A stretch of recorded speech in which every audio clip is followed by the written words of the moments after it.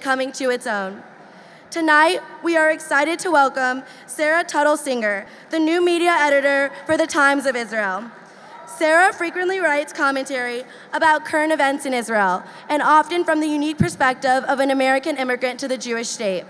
This evening, we've invited her to share some of her thoughts on where Israel is today and what the future could look like. Zionism, as a movement, has been tarnished by a public opinion that doesn't understand what it's trying to achieve. Our generation can take the reins of Zionism. We can partner and support our brothers and sisters in Israel as they continue to build the state of Israel. Please join us in welcoming Sarah Tuttle Singer for some reflection and inspiration on the future of Zionism.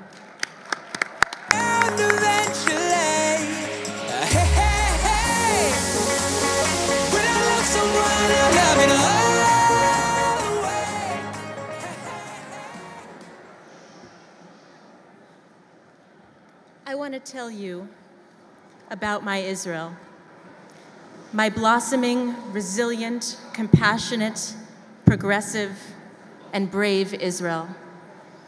My Israel are the farmers who speak Hebrew and the farmers who speak Arabic, who work the land with steady hands and just want to see things grow. My Israel are the rabbis for human rights who cross checkpoints to plant olive trees alongside Palestinians. My Israel is the woman who works on Dizengoff and owns a flower shop, and she donates flowers to the victims of terror.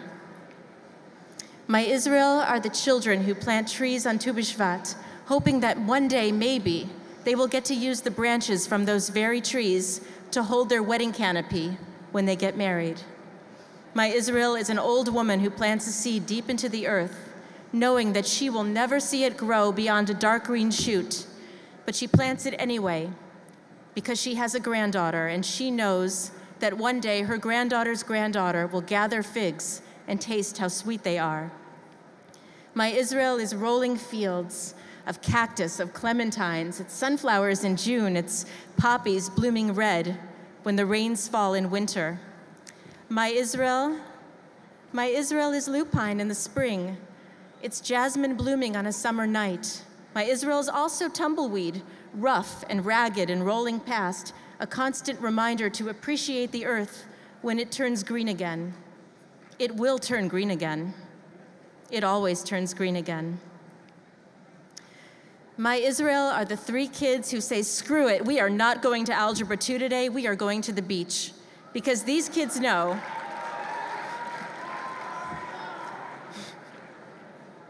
that sometimes you can learn more outside of the classroom than inside the classroom.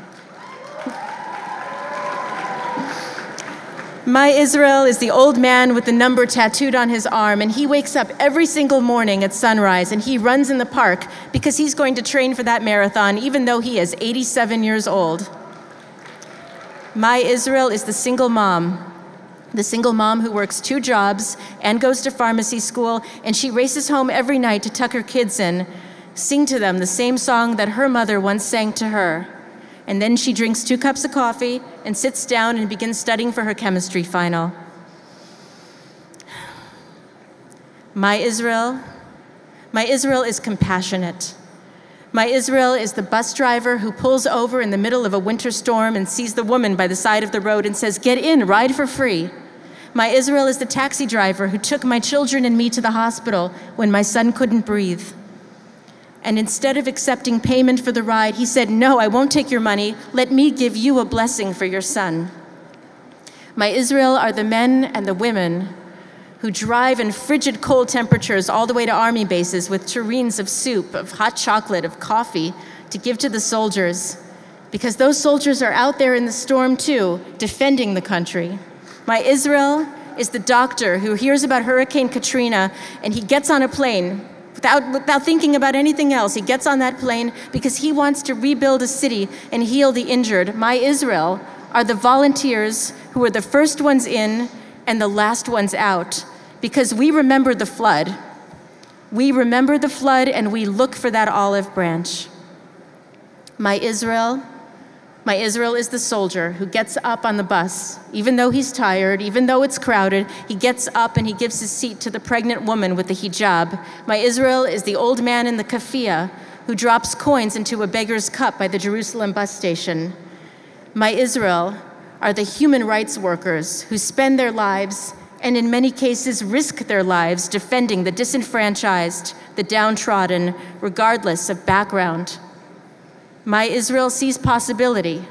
My Israel is Shlomit and Moshe and Suha and Muhammad, who send their children to a mixed Jewish and Arab school at Neve Shalom Wahat al-Salam, oasis of peace. And my Israel are their two children who play together at recess and share snack.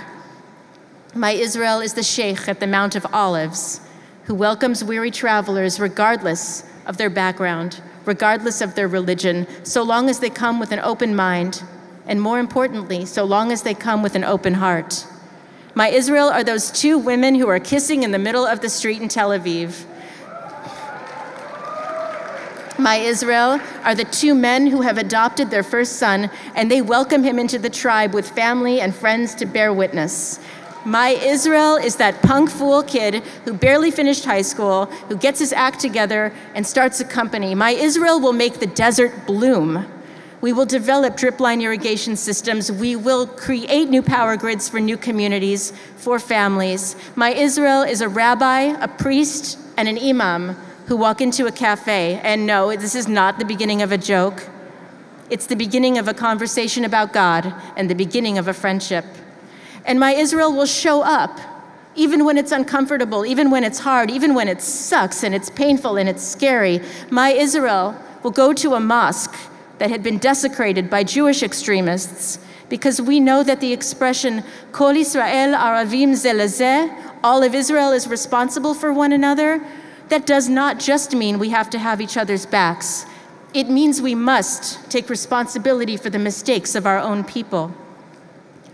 My Israel are the parents who show up to a demonstration with their children, even though it's hot, even though it's late at night, even though it's crowded. They show up anyway because it's important.